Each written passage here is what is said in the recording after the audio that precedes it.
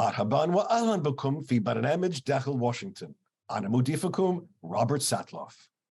دخلت الحرب في أوكرانيا في شهرها السادس، وهي أطول من أي حرب عربية إسرائيلية منذ عام 1949. حتى اليوم هناك قرابة 100,000 شخص من الأوكرانيين والروس قتلوا أو تعرضوا للإصابة، وهذا تقريبا نصف عدد العرب والإسرائيليين الذين قتلوا خلال 100 عام من النزاع. كما هجرت الحرب في أوكرانيا حوالي 12 مليون شخص، وهو تقريبا العدد نفسه الذي تهجر فيه سوريون جراء 10 سنوات من القتال العنيف في سوريا. وحتى الآن لا يوجد نهاية للحرب أوكرانيا في الأفق القريب. كيف حصل ذلك؟ هل كان بالإمكان تفادي هذه الحرب؟ وكيف ستنتهي؟ لمناقشة الحرب الأوكرانية من بداياتها ومسارها ونتائجها على أمريكا والعالم، يسرني أن أستضيف أحد أبرز الدبلوماسيين الأمريكيين وأحد الخبراء الأكثر إطلاعاً على الشؤون الأوروبية وحلف الناتو وأوكرانيا، الممثل الخاص السابق لأوكرانيا والسفير السابق لدى حلف الناتو كورت فولكر. Welcome back to Dakhel, Washington. We are now nearly 6 months into Russia's war against Ukraine, the greatest military conflict in Europe since the Second World War. Let's start with the bottom line with a guest that I'm delighted to welcome to Dakhel, Washington, former Ambassador Kurt Volker. Ambassador Volker, how do you evaluate the battlefield balance of power in Ukraine today? Right now, we're seeing a turning of the tide. Since March, Ukraine has recovered more territory than it has lost to Russia, and now that's beginning to accelerate a bit. The Ukrainians are on the counteroffensive in Kherson province and aim to take the city of Kherson and that oblast by the end of August, if possible. And they are holding the line elsewhere in the east and will be trying to make gains against that land bridge, that famous land bridge that connects Rostov, Donbass, and Crimea. That's where Mariupol was. I think the Ukrainians want to make sure that that is not a functioning supply chain for the Russians. So those will be the things coming up. If you take a scope back and you look at the bigger picture, this has been a disaster for Russia. Russia thought it would be easy to march into Ukraine, take over the country, depose the government, basically declare Ukraine to not exist anymore and be part of a greater Russian empire. Now, that effort has totally failed. Ukraine will survive as a sovereign, independent European democracy. And what's being fought over now is where the lines are. Ukrainians want to get all of their territory back. The Russians are going to try to dig in and prevent that. That's what the fighting's about over the next 6 months to a year. So let me ask you two very different questions about how this war ends. Let me begin with, first, from an American perspective, how should we want this war to end? Well, I think from an American perspective, we want to see that aggression against a sovereign, independent state, member of the United Nations, does not get any reward, which means that sanctions should be in place on Russia until they pull their forces out of Ukraine, and they need to get their forces out of all of Ukrainian territory. If that's the case, then I think we can say that there should be peace and there should be good relations between sovereign neighboring states, Russia and Ukraine. But as long as Russia is occupying parts of Ukraine and trying to take more, which is what Putin's ambitions are, then I don't think the U.S. should be satisfied. So if that's your view of what should be the American approach to ending this war, now put on the analyst's hat. How do you think the war actually will end? Well, unfortunately, what I described as the should in the American approach is not the actual in the American approach at the moment. The American approach right now is to give Ukraine enough to fight back and push back, but not everything that they need to achieve that goal of pushing Russia totally out of their territory. And I think the administration is hoping that with enough pushback against Russian gains, the Ukrainians will say, okay, we need a break. It's time for a ceasefire. It's time to talk. And the Ukrainians would lead that. And if so, then there'd be some kind of ceasefire and settlement. That would be more likely at this stage. However, there's one big caution here. The Ukrainians know that a ceasefire today does not mean that Russia will refrain from attacking them again in the future. As long as Putin is there, he has declared his ambition to eliminate Ukraine, wipe it off the map. And therefore, they will not want to make such a settlement. So that's also, we talked about the battlefield state of play, where the lines are. The political state of play is this desire in the West eventually to see this settled, as opposed to the Ukrainian desire to say there is no settlement until we get our territory back because we know the Russians. The subtext of your comment is you don't think America is doing enough to support Ukraine. Correct. Yes. I think there are many more things we could and should be doing. We tend to do them, but we do them slow. We do them late. We do them in small pieces. And, I wrote an article in February saying that among the things we should consider is giving the Ukrainians excess US A-10 aircraft that we don't use. They're mothballed in Arizona. And we could give them to Ukrainians. And we have already trained some Ukrainian pilots how to fly them. It's that sort of thing where we should take a strategic approach at the beginning and say, what needs to happen, and then follow through. Instead, we're taking an incremental approach of doing a little bit more, a little bit more, a little bit more, and it's played out over 6 months now. And I read that at one point you recommended a no-fly zone over Western Ukraine. Yes. Why do you think that was not adopted by the powers that be? Well, at the time, there were Russian aircraft flying over Western Ukraine and bombing things. And that's exactly why you needed a no-fly zone. And the US and other countries said, no, that puts a risk of Western pilots coming into direct contact with Russian pilots and Russian planes, having to force them out of this no-fly zone. We don't want that direct conflict. So they said no. The Ukrainians have successfully pushed the Russians out of Western Ukrainian airspace anyway. Now they are only getting subject to occasional missile attacks by the Russians, but the Russian aircraft are themselves staying in the east now because the Ukrainian air defenses have gotten to the point where they are able to prevent the Russians from using that airspace. That's the reason the no-fly zone idea has died now, not because it wasn't a good idea at the time, but because the circumstances have changed and it's no longer necessary. And do you feel as though we, the United States, and our European partners have the staying power to support Ukraine through what could be an extended conflict? And are you more concerned about, say, the isolationist, Russia-friendly right in our country and some European countries, or the more progressive, peacenik-y left? Right. Well, it's a saying in politics that politics is a circle, and the far right and the far left meet at the bottom. And I think we face challenges from both sides in this country, both parties. The Democratic Party challenges from the far left. Why are we doing this for Ukraine? Why are we spending all this money? Why are we risking a war with Russia? And almost identical arguments from the far right of the Republican Party. So they do exist. They do not account for more than about 20% of opinion in the Congress at the moment, maybe a little bit more in the public.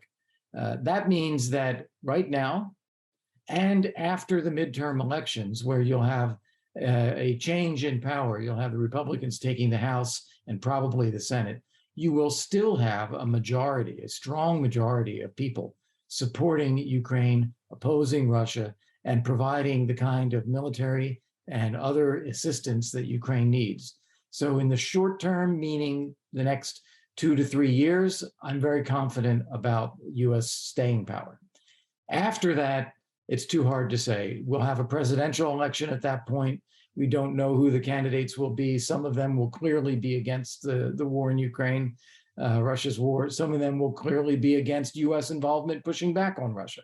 So we don't know how the presidential election will shake out. And we do have to be serious analysts and remember Afghanistan, as at a certain point, the political will does evaporate. And that was 20 years. It's only been a year or 6 months in Ukraine right now. But we always have to keep that in mind, that there will be a limit to how long this can go on with this level of American support. You know, I have to say, I travel around the Middle East quite a bit. And when I was recently traveling, it was, I received from many Middle Easterners the reminder that 30 years ago, when a big country attacked and tried to swallow up a little country, the United States led the world, not just in providing arms, but in actually evicting the invader. Now, 30 years later, big country tries to swallow smaller country. We are fighting to the last Ukrainian. Yes. Huge difference. It is a huge difference. And I think there are many, many reasons. You could tick them off as well as anybody, Bob. The Iraq War is one. I think that changed the psyche in the US about direct US military intervention. We had to do it in the case of ISIS in Syria because it was a threat to us as well as everybody else. But there was no real desire for that. Second big factor is nuclear weapons. Russia has a massive nuclear arsenal, and this administration has been very vocal about not getting dragged into a direct conflict with Russia for fear that it could go nuclear. And they don't want to create any kind of nuclear war, World War III, as President Biden says. So they're deliberately avoiding that direct US-Russian contact. If I could comment here, I think this is a poor analysis because the Russians have had a very hard time just dealing with Ukraine and Ukrainian armed forces. And the last thing that the Russians want is another front somewhere to open up, fighting against a NATO ally and drawing NATO forces in, whether it's Poland or the Baltic states or, heaven forbid, the United States directly. This is the last thing Russia wants. So it gives the US more ability to be more helpful and try to end the war quicker, but we're not doing it. Very interesting. All right, when we come back after the break, I want to talk more about Vladimir Putin, his rationale for pursuing this conflict, and does he really mean that his goal is, as his foreign minister recently said, his goal is to overthrow the government in Kiev? When we come back after the break with Ambassador Kurt Volker. Sports brings us together, and nothing does that quite like the Olympics, the quadrennial spectacle that features the world's finest athletes competing under their national flags in a dizzying array of individual and team competitions. And then there was Munich, 50 years ago this month. Designed to celebrate Germany's reemergence from the shadow of World War II as an open, modern, liberal state, the Munich Olympics eventually came to represent the exact opposite: hatred, terror, and bloodshed, when a group of radical terrorists from the Palestinian group called Black September attacked the Israeli Olympic team living inside the Olympic Village, took them hostage, and eventually killed them during a botched rescue effort by German police. The scenes broadcast live around the world were horrific. The callous indifference of Olympic game leaders were also horrific, too. Like the first Munich Games in Hitler's Germany in 1936, these Munich Games were a scar on the Olympic movement and a reminder that nothing, not even sport, is truly immune from the world around us.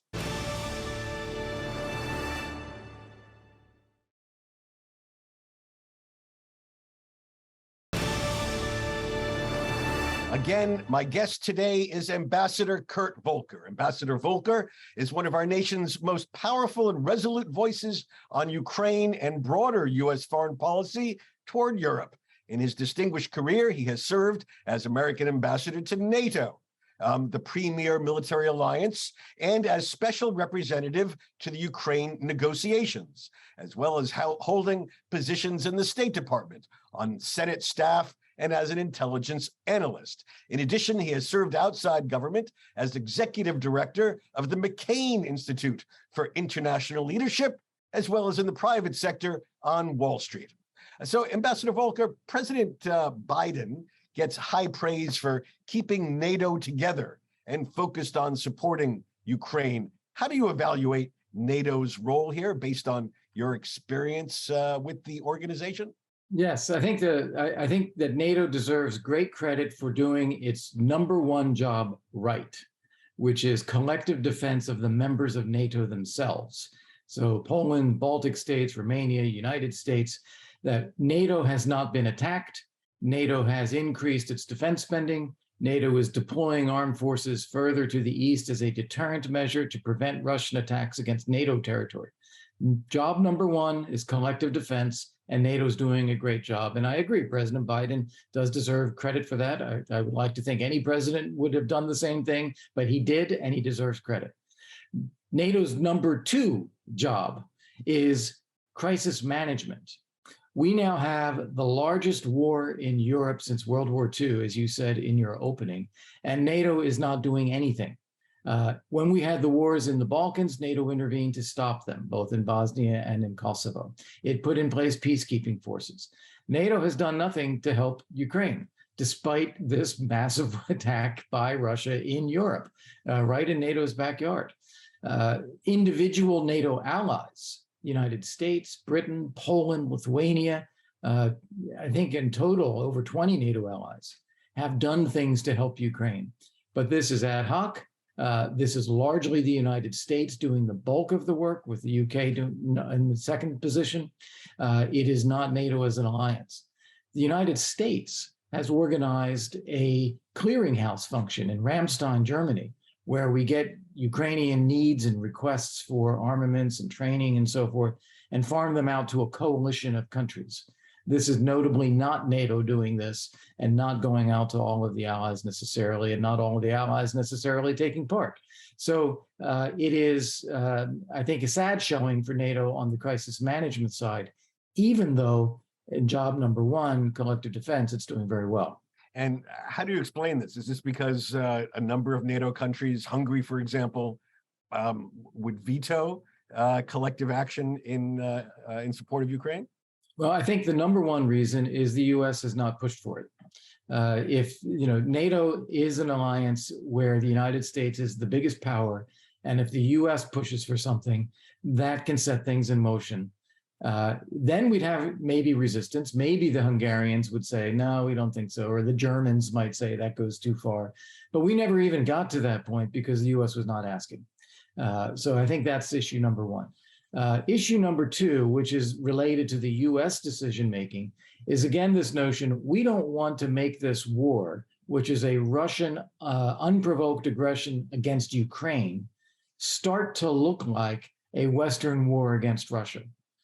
So we didn't want to create that dynamic of saying, okay, NATO is now going after Russia.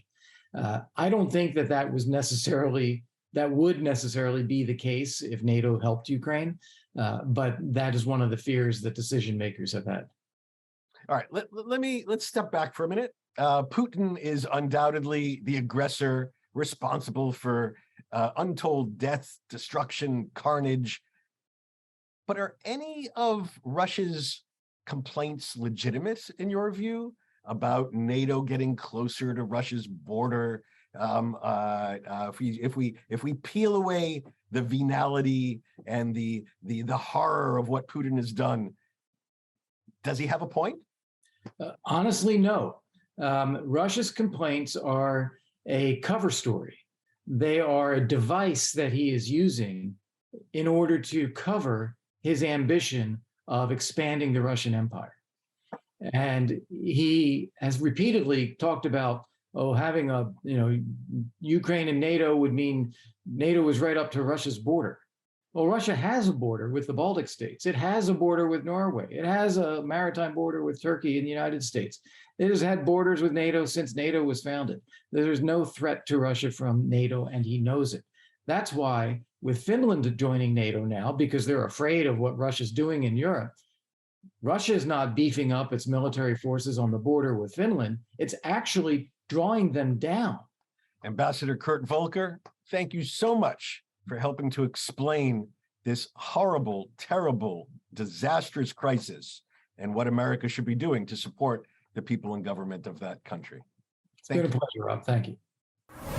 This summer is a season of great and profound contrasts. First, our world is passing through a moment of intense and unusual heat, with temperatures soaring to unprecedented levels in Britain, Scandinavia, throughout Europe and the United States, often triggering dangerous and damaging fires. With new highs outpacing new lows 10-1, the reality of climate change is convincing even die-hard skeptics of the need for transformative re-engineering of our climate impact and our energy use. Second, the war in Ukraine, coming on the heels of the COVID pandemic and the Great Recession it spawned, has given rise to a global shortage of food, with countries around the world facing empty silos where thousands of tons of excess grain were once stored. The impact of these man-made food shortages could be enormous, as countries like Egypt face the potential of social catastrophe. And third, we have all been witness to the breathtaking photographs from the James Webb Telescope, the largest optical telescope in space, which have opened our eyes to the enormity and complexity of the universe and taken us closer to the dawn of time than humans have ever come before. Indeed, astronomers working with one of telescope's photographs believe they have found the oldest galaxy ever imaged, one dating back 13.5 billion years, or just 300 million years after the Big Bang. That's a veritable blink in a cosmic eye. Take these three phenomena, put them together, and what do you have? To me, I see a stark contrast between our dangerous propensity for greed, denial, and self-destruction, and our remarkable instinct for adventure, discovery, and curiosity. How is it possible that the same people who are investing billions to explore the origins of the universe are failing to rise to the challenge of saving our planet, and are instead investing in the tools of human misery that are risking hunger, starvation, and environmental calamity around the globe? And I'm not just throwing stones here. We are among those people. Now, I am generally an optimist about life, in this case, hoping that we, the collective we, will eventually do the right thing about such challenges as climate change, global health, and food security, most likely after exhausting other options, as Churchill might have said. I just hope we get to it all while we still have time. وصلنا إلى ختام هذه الحلقة من برنامج داخل واشنطن.